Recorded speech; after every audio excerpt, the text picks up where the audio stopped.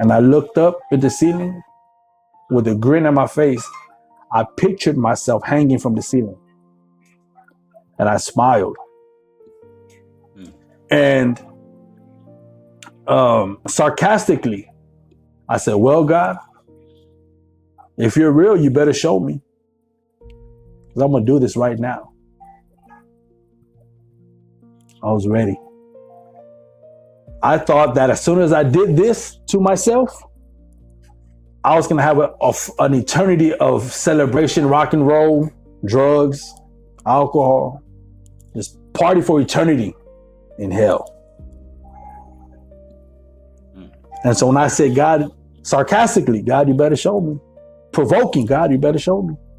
Let me ask you, and you guys in the chat right there, you ever been cold at night and somebody put a nice blanket around you and you can feel the warmness of that blanket? Feels good, don't it? I ain't never experienced that before.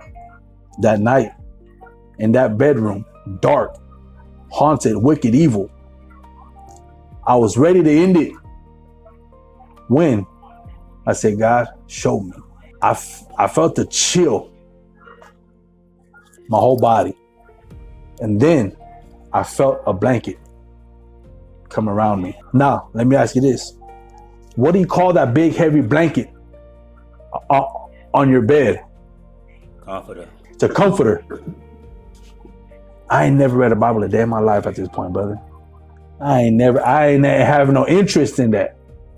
But I felt that comforter. To where I hit my knees. I laid down on this floor. And I knew. All right, Lord. God, you're real. I never felt a love like that in my life. My mama didn't hug me like that. My grandmama didn't hug me like that. What is this? What is this? I just laid down, man, and about 3 hours just cried out. Now, in John 14, Yeshua, Jesus says, if you ask the Father in my name, he'll give you another to be with you all the days of your life. Spirit of truth, the comforter.